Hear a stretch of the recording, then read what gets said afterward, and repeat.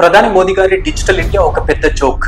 భారతదేశంలో కూరగాయల బండి దగ్గర డిజిటల్ ట్రాన్సాక్షన్స్ అసలు జరిగే పని కాదు. మారుమూల గ్రామాల్లో నిరక్షరాస్యులున్న దగ్గర డిజిటల్ మాధ్యమం ద్వారా చెల్లింపులు ఎలా చేస్తారు? మోడీ చెబుతున్న డిజిటల్ ఇండియా అనేది అసలు సాధ్యం కాదు ఇలా అన్నారు కొందరు.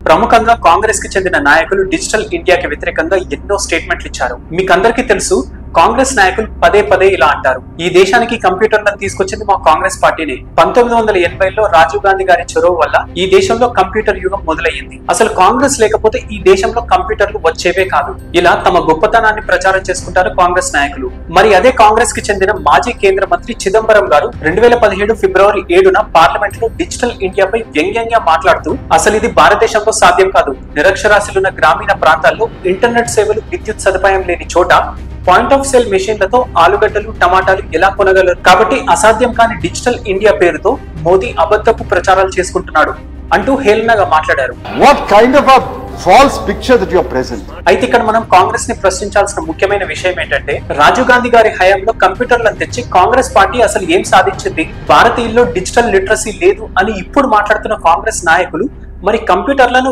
ఈ దేశంలో ప్రవేశపెట్టి 3 దశాబ్దాల కాలం పాటు గ్రామీణ ప్రాంతాలకు ఆ కంప్యూటర్ల ద్వారా ఏం లాభం చేకూర్చారు? కానీ అదే ప్రధాని మోదీ గారు మాత్రం తాను చెప్పింది నేడు చేసి చూపాడు. 2014 నుండి 2017 మధ్య దేశంలోని అన్ని గ్రామీణ ప్రాంతాలకు ఇంటర్నెట్ సేవలు విస్తరించే విధంగా చర్యలు తీసుకున్నాడు. అందరికీ బ్యాంక్ అకౌంట్లు ఇచ్చి మారుమూల గ్రామాల్లో సైతం కూరగాయల బండి దగ్గర స్మార్ట్ ఫోన్లతో చెల్లించే యూపీఐ పేమెంట్ సిస్టమ్ తెచ్చాడు. ఇది ఎంత గొప్ప మార్పు ఊహించండి. ప్రపంచం మొత్తం ఇంకా POS మెషిన్లను ఉపయోగించి కార్డ్ ట్రాన్సాక్షన్స్ తో లావాదేవీలు నడుపుతుండే మన భారతదేశంలో మాత్రం మారుమూల గ్రామాల్లో సైతం అత్యంత హైటెక్ పేమెంట్ విధానమైన యూపీఐ ద్వారా చాలా సులువుగా డబ్బు బదిలీ చేయగలుగుతున్నాం. నేడు ప్రపంచంలో అత్యధిక డిజిటల్ చెల్లింపులు చేసిన దేశంగా మన భారతదేశం చరిత్రకెక్కింది. డిజిటలైజేషన్ అనే ప్రక్రియ సాధారణంగా ఈ 140 కోట్ల దేశానికి 2-3 దశాబ్దాల కాల సమయం పట్టాలి. కానీ ఇంత త్వరగా ఎలా ఈ మార్పు సంభవించింది? డిజిటల్ వ్యవస్థలోకి అతి సామాన్య జనం కూడా ఎలా రాగలిగారు? ఇంత సులువైన పేమెంట్ విధానాన్ని ఇంత పెద్ద ఎత్తున ప్రజలు వాడడం అసలు ఎలా సాధ్యమైంది? దానికి జవాబేంటో తెలుసా?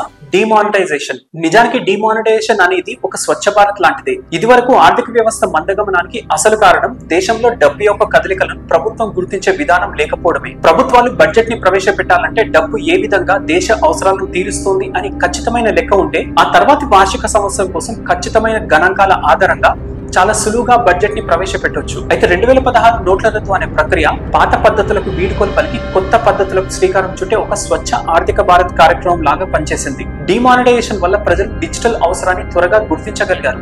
ప్రజలు వారి ఆర్థిక లావాదేవీల కోసం డిజిటల్ సాధనాలను ఉపయోగించడం వైపు మళ్లించగలిగే అవకాశం ఈ నోట్ల రద్దు వల్ల కలిగింది. డిమానిటైజేషన్ కొంత ప్రజలకు ఇబ్బంది పెట్టింది నిజమే. అది కొన్ని సంవత్సరాలు ప్రజా జీవితాలపై ప్రభావం చూపినా కూడా ఈ ఒక్క సంస్కరణ కనీసం మరో 40-50 సంవత్సరాల వరకు దేశ ఆర్థిక రంగాన్ని పురోగమనం వైపు తీసుకెళ్లేందుకు ఎంతో దోహదం చేస్తుంది. అయితే మన దేశంలో డిజిటల్ వ్యవస్థ లేని సమయంలో దేశ కరెన్సీ అసలు ఎవరి చేతుల్లో ఉంటుంది? ఏ రంగంపై ఖర్చు చేసే డబ్బు దేశంలో ఎంతవరకు ప్రయోజనం చేకూరుస్తుంది? మరియు దేశంలో ఎంత నల్ల డబ్బు చెలామణిలో ఉంది వంటి విషయాలపై ప్రభుత్వాలకు సగటు సమాచారం అసలు ఉండేదే కాదు. కానీ ఇప్పుడు జరిగే లావాదేవీలు పెద్ద ఎత్తున డిజిటల్ విధానంలో జరుగుతుండటంతో ప్రభుత్వానికి మనీ సర్క్యులేషన్ పై కూడా ఒక ఖచ్చితమైన డేటా అందుబాటులోకి రావడం జరుగుతోంది. అంతేకాకుండా ప్రజల ఆర్థిక క్రమశిక్షణపై కూడా అంచనా వేయగలుగుతోంది. అయితే ఈ డిమానిటైజేషన్ ప్రక్రియ వల్ల భవిష్యత్ భారతావనికి, నేటి ప్రజలకు, ప్రభుత్వాలకు అందరికీ ఒకే దెబ్బతో ప్రయోజనం చేకూరింది అని చెప్పొచ్చు. డిమానిటైజేషన్ తర్వాత డిజిటల్ వ్యవస్థ వైపు మనం మళ్లడం వల్ల కేవలం ప్రభుత్వానికి, దేశానికి మంచి జరగడమే కాకుండా మన వ్యక్తిగత, కుటుంబ ఆర్థిక లావాదేవీలన్నీ కూడా ఎప్పటికప్పుడు అకౌంట్ డేటాలో నిక్షిప్తమైపోవడం జరుగుతోంది. వాటి ఆధారంగా మన ఆదాయానికి అనుగుణంగా ఖర్చు అలవాట్లను మార్చుకోవడం లాంటిది కూడా చేయగలుగుతున్నాం. ఇది నిజానికి మనకు వ్యక్తిగతంగా చాలా మేలు చేస్తుంది. అయితే డిజిటల్ వ్యవస్థ అభివృద్ధి గురించి ఇంత గొప్ప విషయాన్ని విడమర్చి చెప్పినా కూడా మోదీ గారి పనితనాన్ని విమర్శించే వారు ఎవరైనా ఉంటే వారికి భవిష్యత్ పరిణామాలపై అంచనా వేసే స్థాయి లేదు అని మనం భావించాలి. ఫ్రెండ్స్, ఈ వీడియోలో నేను చెప్పిన విషయాలపై మీ అభిప్రాయాలను కామెంట్స్ లో పంచుకోండి. మీకు వీడియో నచ్చితే లైక్ చేసి షేర్ చేయండి. ఇంకా మీరు నాకు మద్దతుగా ఉండాలి అనుకుంటే ఈ ఛానల్ ని తప్పనిసరిగా సబ్స్క్రైబ్ చేసుకుని బెల్ ఐకాన్ ని ప్రెస్ చేయండి. జై హింద్.